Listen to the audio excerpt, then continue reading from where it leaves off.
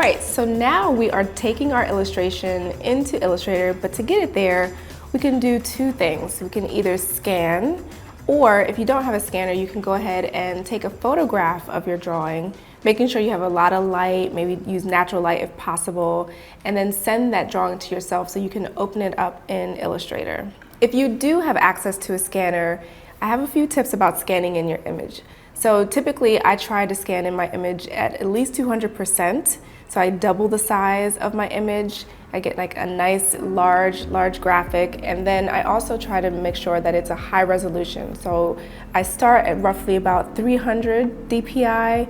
At the minimum I will do 150 dpi, but ideally I start with 300 just so I have this really nice high resolution image and I can use it in different places and not have to scan it in again. So now my image is in Adobe Illustrator, and what I want to do is make all of these lines and shapes into vector shapes, and I can do that using image trace in Adobe Illustrator. And what you want to do first is select your drawing using the selection tool. So you have your drawing selected, and you want to go to Object, down to Image Trace, Make and Expand. And usually if you have an intricate drawing, it will give you this message saying that it might take a little while to trace.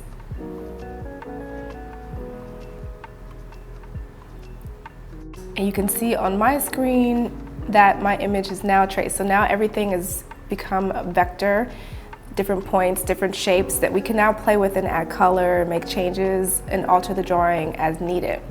But before we do that, the drawing is now all grouped and it's all like one shape basically. So what I want to do is go into the Pathfinder and make some adjustments. On my screen, I already have Pathfinder visible, but if you don't see it on your screen, you can go to Window and then down to Pathfinder to make sure that it's selected. So what I want to do is break up all of my images, all of my shapes, and I'm going to use this little icon here under Pathfinders, and basically it's going to break up all of the shapes that I have now. But what it does also is it groups everything together automatically, so I want to make sure that it ungroups so that I can select all of these different elements individually. So if you go to Object and then down to Ungroup, now you have all these different pieces ready for you to select individually. So now I can go in and change color if I want to, or I can delete a shape if I want to. I generally at this stage like to just start adding color to see how things look, and then I can edit as I go. So let's start there. Let's start by just adding some color. For me, I like to go ahead and just go to my color palette. Again, if your color palette isn't visible, you can go to Window and then make sure that color has a check mark next to it, make sure that's selected. And I always like to work in CMYK. I always imagine that at some point these would be printed. I can always change it back to RGB, but I find that CMYK gives me a better understanding of how the colors work when I'm applying color to my illustration.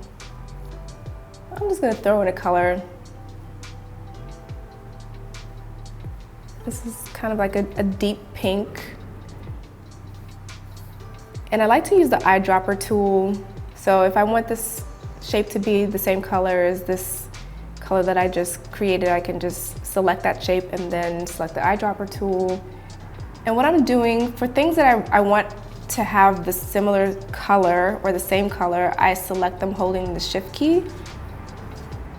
And I'm just going to add any color here for now. Another little trick, so you can see I have this shape here, which is broken up with that text that I wrote. You could see it's picking up all the letter forms.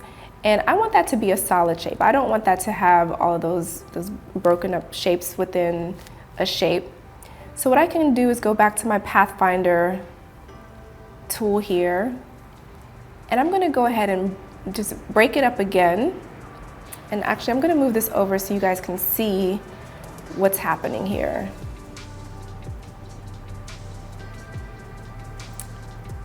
So I'm gonna use this tool again to break that up. And then I wanna also combine it. And you can see that it fills in and it becomes this one solid shape. So that way it doesn't have all these complicated shapes within a shape. So I'm gonna do that behind here. So it basically just cleans up my illustration. I'm trying to delete this black line that's going around Angela, but it's connected to her eye. So that means I have to go in and break up this line here. And what I'm gonna do, I'm gonna draw a little shape.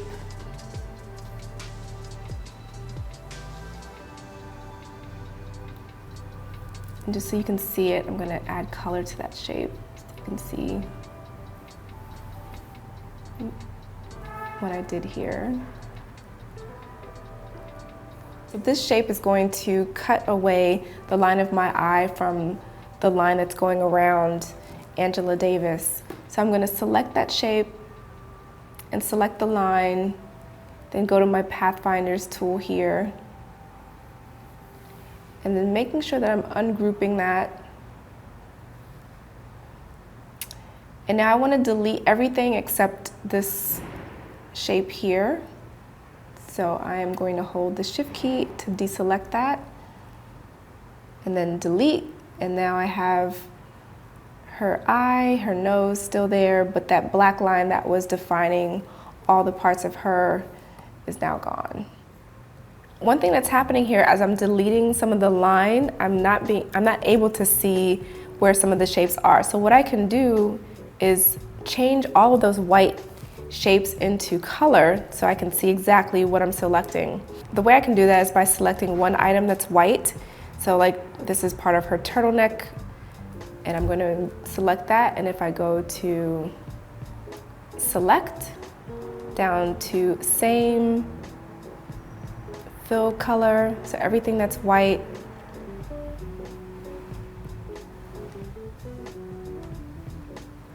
So I just picked a random color, doesn't necessarily mean it's going to stay this color, but just so I can see exactly what needs to be added or changed. All the lines need to be closed up, and you can see this is an example of where I didn't close this shape and therefore it became a line within my drawing instead of a full-on shape.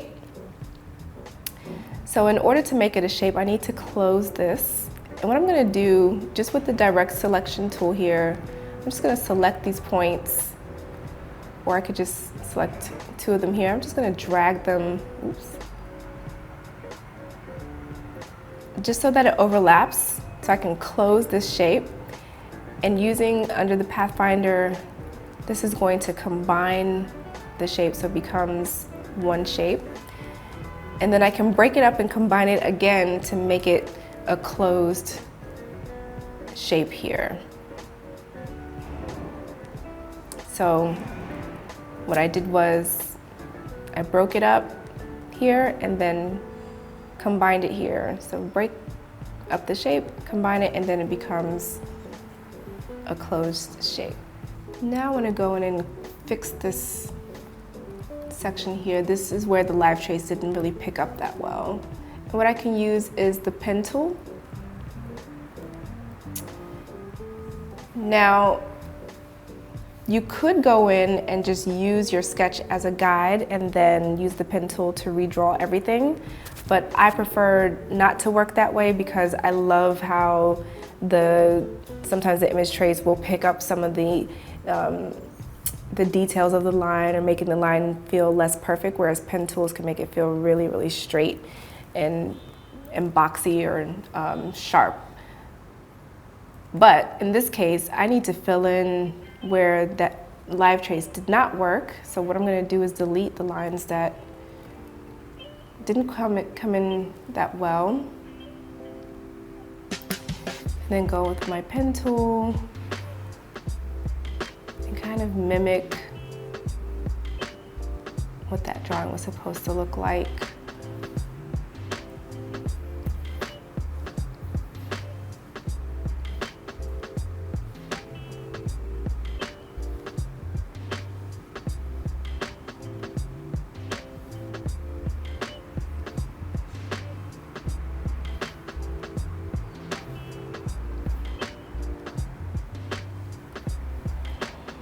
And you can see that the line is really sharp in comparison to the line that I have here from my drawing. So what I can do is, first I need to make sure that this shape is selected.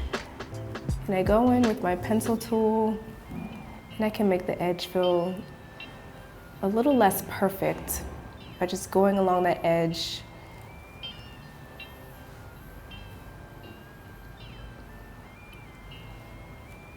Let's see, did it do it? Yeah, there we go.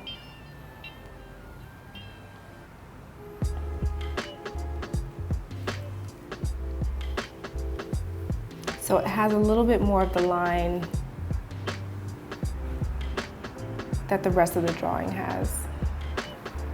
And you can go back and look at your initial sketch, or you can look at your reference image and see what are some things you can do or move to make sure that the portrait feels a little bit closer to the likeness of the person. So in my case, maybe I want to squish the nose up a little bit more, or move the mouth down, or move the mouth up. Those are little tweaks that you can make to make it really feel like it's the person that you're trying to represent. Now I'm ready to add my final color palette.